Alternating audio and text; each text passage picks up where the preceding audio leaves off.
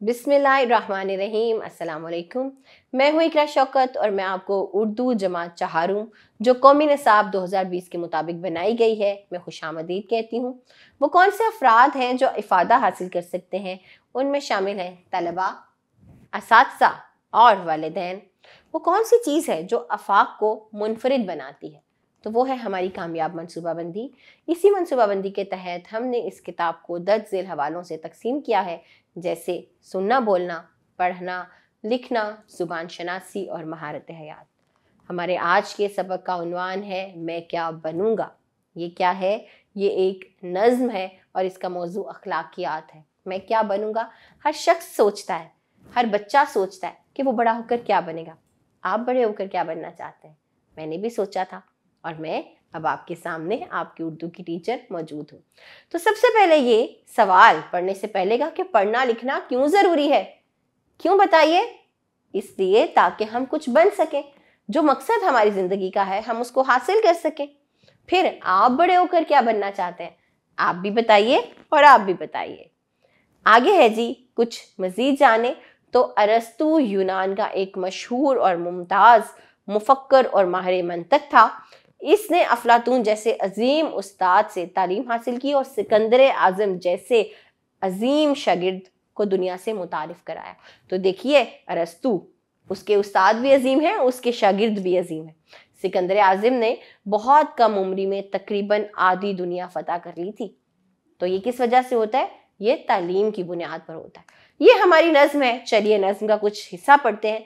मैं ताकत में रुस्तम से बेहतर बनूंगा, बहादुर बनूंगा, दिलावर बनूंगा, मैं पढ़ लिख कर औरों का रहबर बनूंगा, अरस्तु बनूंगा, सिकंदर बनूंगा। सबक नेकियों के मुझे याद होंगे, बहुत से हुनर मुझसे ईजाद होंगे, बहुत मुझसे खुश मेरे उस्ताद होंगे, अजीज और माँ बाप सब शाद होंगे, सच्चाई से हरगिज ना शर्माऊंगा मैं, भलाई हर एक से किए जाऊंगा मैं। तो ये हमारी नज़्म थी। कुछ हिस्सा मैंने पढ़ा, बाकी की नज़्म आप पढ़िए और इसी तरह अखलाकियात को सीखिए। चलिए बढ़ते हैं इस नज़्म के तसव्वुरात और सरगर्मियों की जानिब। तो सबसे पहले हमारे पास अहम अल्फाज हैं, जिसमें भोला भाला मतलब सीधा साधा, रहबर रास्ता दिखाने वाला, दिलावर यानी कि बहादुर, हुनर खूबियाँ, खूबी, इजाद किसी नई चीज को तख्लीक कर देना, किसी नई बात को तख्लीक कर देना, सामने ले आना, कतराना, बचना, गुरेज करना। जीना कहते हैं सीढ़ी को और अजीज का मतलब होता है दोस्त या साथी। ये थे मुश्किल अल्फाज। आगे हमारे पास कॉलम मौजूद है। आपको क्या करना है? आपको इन दोनों कॉलमों में दिए गए मिसरों को पढ़ना है और एक मिसरे को दूसरे दुरुस्त मिसरे से मिलाकर शेर मुकम्मल करना है। आगे यही काम आपको इन खाली जगह वाले मिसरों में करना है, दुरुस्त लफ्ज़ लगाकर इन मिसरों को मुकम्मल करना है। ये काम आप कैसे कर सकेंगे?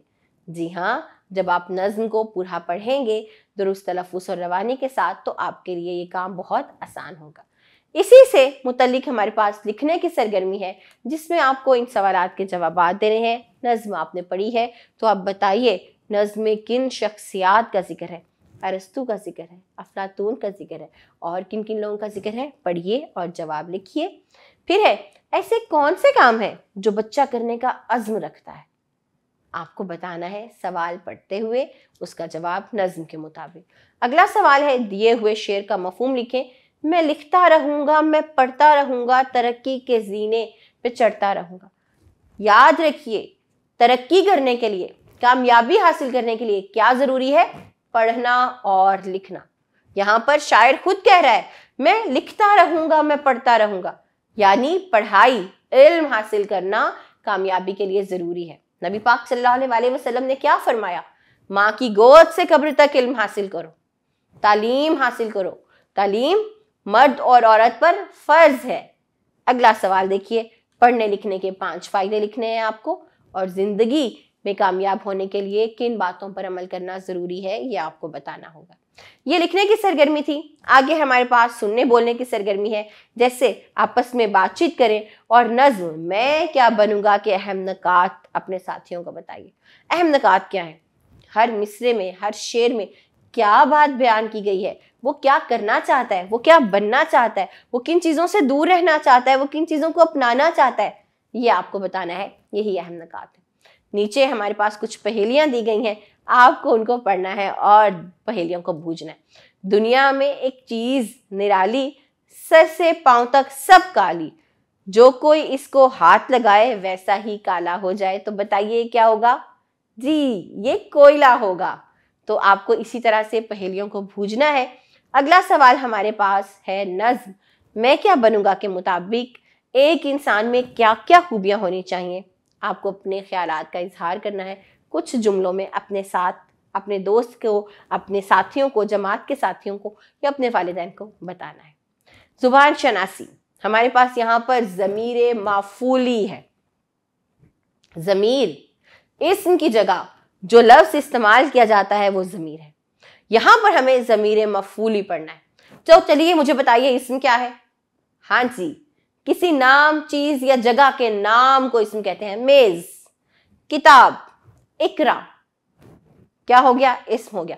अब जब मैंने कहा इकरा हमारी उर्दू की उस्ताद है, वो रोजाना हमें पढ़ाती हैं, तो जो मैंने इकरा की जगह वो लगाया है वो ज़मीर है। इतना तो समझ में आ गया।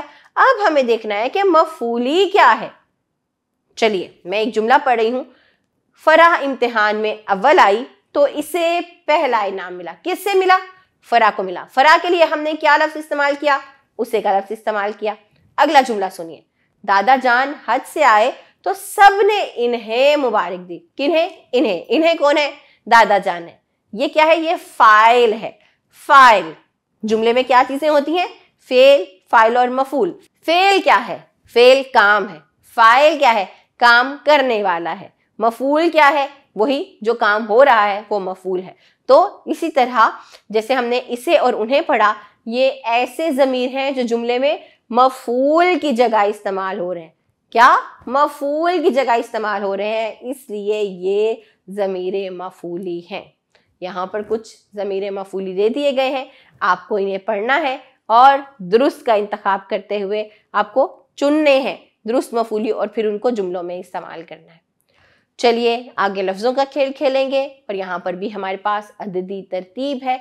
ये 15 इस जुमले के आगे लिखा गया है। आपको बताना है कि अददी तरतीब में इस जुमले के मुताबिक इसको हम कैसे लिखेंगे।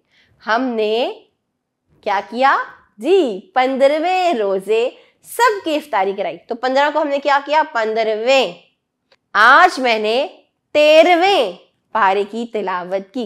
इसी तरह 11, 19 और 20 को आपने दुरुस्त अददी तरतीब के मुताबिक इन जुमलों में लगाना है और जुमलों को मुकम्मल करना है। आगे बढ़ते हैं और हमारे पास पढ़ने की सरगर्मी है।